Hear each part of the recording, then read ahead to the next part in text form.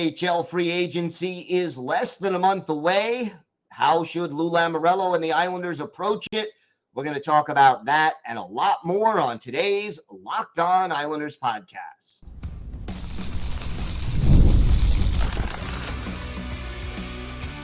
Your Locked On Islanders, your daily podcast on the New York Islanders. Part of the Locked On Podcast Network, your team every day. Welcome, everybody, to the Thursday edition of the Locked On Islanders podcast, part of the Locked On Podcast Network, your team every day. I want to thank everyone who makes Locked On Islanders your first listen every day. Don't forget to subscribe on YouTube or wherever you get your podcasts so you can get new episodes as soon as they drop. Today's episode is brought to you by Game Time. Download the Game Time app, create an account, and use code LOCKEDONNHL for $20 off your first purchase. Terms apply. Busy show coming up. Going to talk a little free agency, but first, if there's something Islanders related on your mind, if you have a question, a comment, maybe a topic you'd like us to discuss on a future show, email us at lockedonislanders@gmail.com. And if you leave your first name and where you're from, we're happy to mention you on the show when we talk about whatever it is that's on your mind.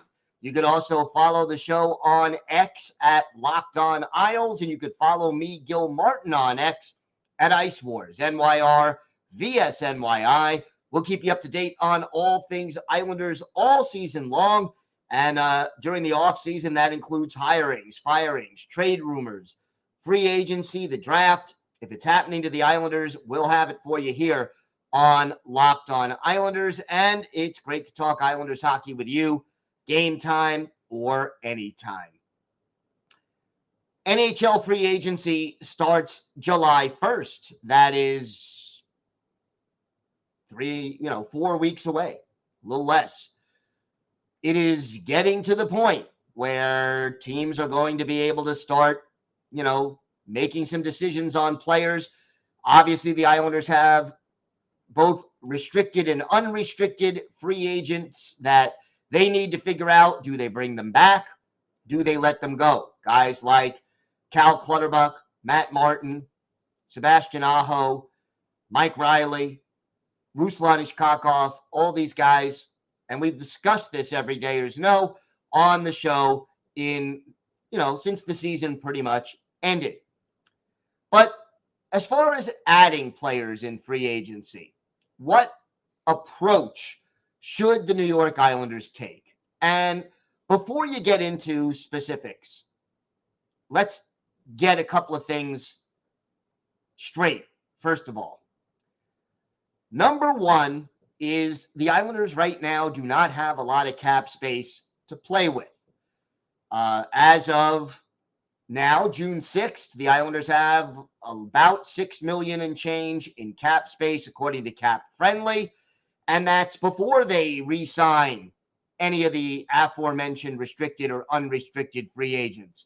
So if you want to bring back a Mike Riley, an Oliver Wahlstrom, a Kyle McLean, any of those guys for next year, you got to sign them. That will take away some of that cap space. It doesn't leave the Islanders with a lot of room. The flip side of that, however, is that based on his comments at Getaway Day and based on the trade that Lou Lamoriello made with the Blackhawks, finally it does seem clear that Lou Lamoriello realizes that he needs to make some changes to this roster to get Patrick Waugh the players that he needs to best implement his system, to make this team more than a fringe playoff team. One of those teams that is somewhere between 7th and 10th in the Eastern Conference and battling for one of those final playoff spots. Over the last 3 years, that's exactly where they've been. They've made it barely twice, missed it altogether, but barely once, have yet to win a playoff round in the last 3 years. So you got to sort of understand that unless a trade is made before July 1st, that the Islanders don't have a lot of money to spend. And then you add one other factor, and it's sort of one of those things that has been true, doesn't have to stay true, but until something changes, I have to believe it will remain true. And that is this. Ever since total free agency and the cap came to the NHL in 2005, the New York Islanders have never, ever in their history signed a elite big ticket free agent. Never. You know, even if you say, okay, one of the 5 best available free agents. No. In the past, you know, that was blamed on, oh, the Islanders play at an arena that's old, Nassau Coliseum, or an arena that's a little weird, like Barclays Center was for hockey, okay? Or, you know, the Islanders, it's kind of a small market team, even though they're in the New York metropolitan area, Long Island. Whatever the excuses were, the Islanders have never signed a huge free agent. So, realistically, unless Lou Lamoriello pulls off some pretty interesting trades, we're not going to see a huge free agent signing. Okay? Not going to see that. You're not going to land a Jake Gensel or Sam Reinhart. That's just not in the cards, and there's just A, not money there, and B, you know, most of the available free agents, you look at the top free agents right now, and, you know, signing these guys, if you want in on Jake Gensel, if you want in on Sam Reinhart, you got to give them top money for top years. So you got to give them $8, $9, $10 million a year for 7, maybe 8 years. And, you know, Reinhart is 28. Gensel is 29. Those are among the younger guys out there in free agency. But those are the top guys, and the odds of the Islanders adding that, not great. Now, you can go the stopgap route, and with the right guy, I don't mind that. We know the Islanders need a scoring winger, preferably 2. You don't want to make this team older, but if you can sign somebody for a short-term deal at a reasonable rate, whether it's a Patrick Kane or a Tyler Toffoli or a Jake DeBrusk, a guy who, or a Vladimir Tarasenko. You don't have to give Vladimir Tarasenko a 7-year, you know, deal at $8 million a year.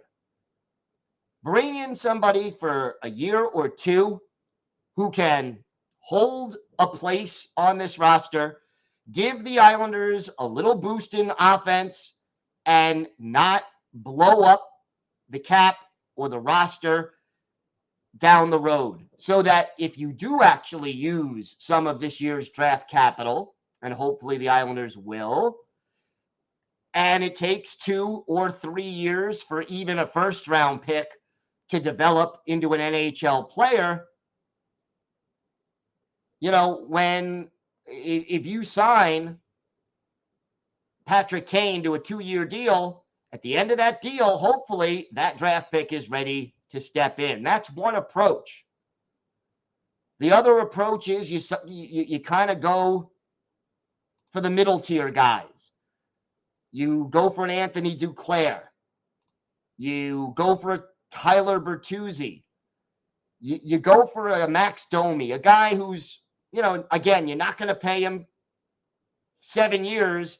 You're not going to pay him $7 million, but they can help your team get to where they want to go. You have to be, in this case, more realistically, You have to be smart. You have to be wise. You don't want to add an older guy at more than a year or two. You don't want to add a younger guy who's not going to be able to take your team and help them in the short term. But do not get bogged down. Do not sign a 33-year-old guy to a 7-year deal. Do not give no trade clauses to guys who are stopgap kind of players. If by some miracle Lou Lamoriello can clear out, $7-8 million worth of cap space to bring in one of the top flight free agents, make sure it's done smart with both the long-term needs of the team taken into consideration and the short term. I do not want to see Steven Stamkos signed to a 7-year deal at $8.5 million a year with a no trade clause. It just isn't going to work. We'll see what Lou Lamoriello does, but those are my sort of big picture thoughts on what the Islanders need to do and, how they should approach free agency. Now, keep in mind, all of these things can change with a couple of trades.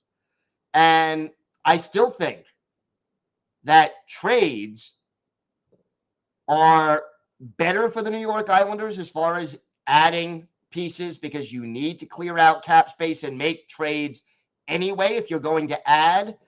And I am tired of this team being dead last in the prospect pool across the league. Do not keep trading away picks to chase 8th place. You haven't had a first-round pick for 4 years in a row unless you trade that first-round pick for a guy who takes you from a team that squeaks into the playoffs to a team that is a legitimate cup contender. Don't keep trading away first-round picks 5 years in a row to finish in, 3rd place again in the division. And it's not the right way to do things. We'll see what Lou Lamoriello does. I hope the early indications, the trade he made with the Blackhawks, the signing of Siplakov, tells me he may be looking to make some changes to help this team. I'll believe it when I see it, and I hope I see it soon. We have got a lot more to get to on today's show. We'll talk about Lane Lambert. He does have a job. We'll talk about that. We'll talk about our season-by-season, our player-by-player review of the season, JG Pageau. Plus, for our Islanders' birthday of the day, a defenseman who finished his NHL career, a Slovakian defenseman who finished his NHL career with 2 seasons on the island in 2010, 2011, and 2011, 2012. We've got that and a lot more coming up on today's Locked On Islanders podcast. Today's episode is brought to you by your friends at Game Time. Game Time makes getting NBA Finals tickets even faster and easier. Prices on the Game Time app actually go down the closer it gets to tip-off. They've got killer last-minute deals, all-in prices, and their lowest price guarantee. So Game Time takes the guesswork out of buying NBA tickets. My favorite feature on Game Time is the view from your seat. You go on the app, you get a panoramic view of your seat, so you know exactly what to expect when you arrive, and you can see that before you buy the tickets. Take the guesswork out of buying NBA Final tickets with Game Time. Just download the Game Time app, create an account, and use code LOCKEDONNHL for $20 off your first purchase. Terms apply. Again, create an account and redeem code LOCKEDONNHL for $20 off your first purchase. Download Game Time today. Last-minute tickets, lowest prices guaranteed. Are you watching Fox Sports or ESPN on your TV all day? Have to turn down the volume with all that shouting? Make the switch to Locked On Sports Today, a free 24/7 sports streaming channel programmed for you every day to bring you the biggest stories without all the screaming. Locked On Sports Today brings you can't-miss analysis, opinions, and news, streaming 24/7 on YouTube or the free Amazon Fire TV channels app. Part of the Locked On Podcast Network, your team every day. So some news about Lane Lambert. Lane Lambert, as we all know, fired at the end of January. Not going to be, wasn't with the Islanders anymore. Spent a little more than a season and a half as the head coach of the New York Islanders after being an assistant under Barry Trotz, not just on Long Island, but in Washington and in Nashville. And, well, yesterday, Wednesday, the Toronto Maple Leafs making it official. Lane Lambert will be an associate coach for Toronto. And look, I am happy for Lane Lambert under the circumstances. His record as coach of the Islanders, 61-46-20. So 61 wins, 66 losses. He did coach them to the Stanley Cup playoffs in 2022, 2023. But basically, the inconsistent play of this team kind of, made it clear that they were not responding. And a couple of observations about this. First of all, I've always liked Lane Lambert as a person. I'm not talking about the coach, okay? He's always handled himself the right way. Hardworking guy. You like a guy like Lane Lambert. And it is difficult for any coach to make the transition on the same team from an assistant to the head guy. The assistant coach is often the buffer. He is the guy who the players can turn to make suggestions or to let off some steam when the head coach is sort of, screaming at them. And, he could play the good cop to the bad cop head coach. That is very often the role of an assistant. And I always think of the movie Miracle about the 1980 U.S. Olympic team and the Miracle on Ice. And there's Herb Brooks, yelling and screaming at his team. And there's Craig Patrick as his assistant. He blew the whistle whenever Herb Brooks said again. It was Patrick who was blowing the whistle, but at the same time, the players knew they could talk to Craig Patrick and, not have him necessarily get things back to the head coach. Well, guess what? It's hard to go from the good cop to the bad cop. And we know this much about Lane Lambert. He has proven himself to be a very good assistant coach under Barry Trotz. He certainly knows how to do that. And I have to say, I wish him luck. And it is one of those things. He's going to have a chance to coach, a very talented group of forwards. William Nylander, Austin Matthews, Mitch Marner, John Tavares, the big four in Toronto. Yeah, they could move on from one of them. But realistically speaking, I am glad that Lambert landed on his feet, that he will once again be an associate coach, which if he does well there in Toronto, it certainly could lead to another possible head coaching opportunity for him. And all I can say is he clearly was not the right guy to coach the Islanders last year. He may not have been the problem, but he didn't have the solution either to the team's inconsistent play. As an assistant, he has established himself as a good one, and now he has a chance to sort of rebuild his reputation. And if he can get if he can get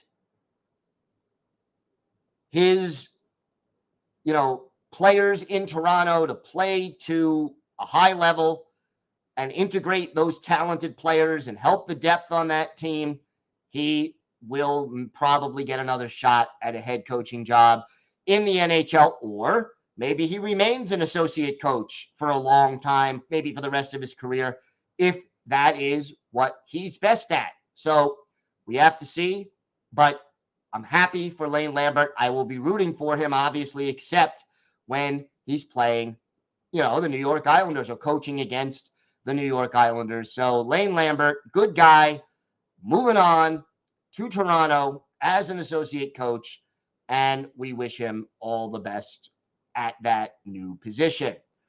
We have got a lot more to get to on today's show. We will talk about J.G. Pageau. What was his season like? What were his strengths, his weaknesses? What does he need to do moving forward? What will his role be if he's back with the Islanders? Plus, we'll have our Islanders birthday of the day.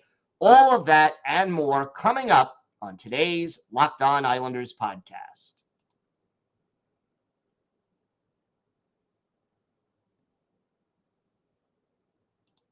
Locked On has launched the first ever national sports 24/7 streaming channel on YouTube. And now it's also available on Amazon Fire TV and the free Fire TV channels app. Locked On Sports Today is here for you 24/7, covering the top sports stories of the day with the local experts of Locked On, plus our national shows covering every league. Find Locked On Sports Today now available on the free Fire TV channels app. We continue our player-by-player look at the Islanders team from last year with J.G. Pageau, everydayers. Yesterday we did Ruslan Ishkakov. We've done Adam Pelech. We've done Oliver Wahlstrom, Matt Martin, Simon Holmstrom, Anders Lee, Bo Horvat. We have done a lot. We've been doing this now for more than 3 weeks. It's been fun, and we will continue until we get through the entire roster of the New York Islanders. Today, it is J.G. Pageau. Not a great year for J.G. Pageau. He himself admitted that. 82 games, first time that he played in all 82 since 2017, but only 11 goals, 33 points, a -8, plus minus 13 penalty minutes. Pageau, the 11 goals, looks even worse when you realize he was a mainstay on the second power play unit, and yet he had 1 goal and 1 assist with the extra attacker all year. Also was a mainstay as a penalty killer, and that would be good, except the Islanders' penalty kill was dead last in the league and one of the 10 worst penalty kills, I believe, in NHL history since they started recording that kind of a thing. The shots on goal were down for J.G. Pageau. A year ago, in 70 games, he had 123 shots on goal. This year in 82 games, he had 101. 12 more games, 22 less shots. His shot attempts were down by 19. His ice time was down from 17:37 to 15:55. That, by the way, is his lowest total since 2014-2015, which was his first full season in the NHL. The place where he really excels, J.G. Pageau, is in the faceoff circle. 55.4% win rate in the dot. That is big. Hits, he had 196, 81 block shots. Both of those numbers up from a year ago. And look, here's the deal. J.G. Pageau has a cap hit of $5 million a year. He is going to turn 32 in November. His numbers offensively have now gone down over the last 3 seasons. 18 goals, 13 goals, 11 goals. 39 points, then 40, okay, and then 33. And keep in mind, again, played more games by 12 this year and had 7 fewer points. Pageau is solid in his own end, but the problem for the Islanders, and we talked about the cap situation and the cap crunch that this team is under, you can't afford to pay a guy $5 million a year, or at least have that $5 million a year cap hit for a guy who's only producing 11 goals and 33 points and is one of your top penalty killers on the worst penalty kill in the league. The Islanders need to either rejuvenate J.G. Pageau or find a way to move on from him. And that's not going to be easy. Everydayers, we talked about this on the show a couple of days ago, Monday or Tuesday. Pageau, by the way, does have a modified no-trade clause, so he can only be traded to 15 teams, 16 teams. He cannot be dealt to without approving it. And he has 2 years left on his contract at a $5 million cap hit each year. If Pageau returns, and I don't think he should, because they have a glut at center. But if he returns, I expect him to have more or less the same role. Third line center, penalty kill, the guy you want out there for key faceoffs. He has value. He's still a useful NHL player at this age, but not at $5 million a year. Not at $5 million a year. We'll see what happens with Lou Lamoriello this offseason. But I believe it's time to move on from J.G. Pageau, and I am a big J.G. Pageau fan. But for the good of the team, I think it's time to either move on or he's got to get back into the swing of things. We'll see what happens. Time now for our Islanders birthday of the day. And, well, we are a day early here, but Friday will be the 41st birthday of former Islanders defenseman Milan Jurčina, the native of Slovakia, drafted by the Bruins in the 8th round back in 2001, made his NHL debut with Boston in 05-06, played for the Capitals and the Blue Jackets before joining the Islanders in the 2010-2011 season, played 2 seasons with the Islanders, had a total of 7 goals, 21 points, and 60 penalty minutes, and then headed back to Europe, played in the Czech Republic, Switzerland, Russia, Germany, back to the Czech Republic, Finland. He was all over the European leagues. Actually did not retire until after the 2022-2023 season.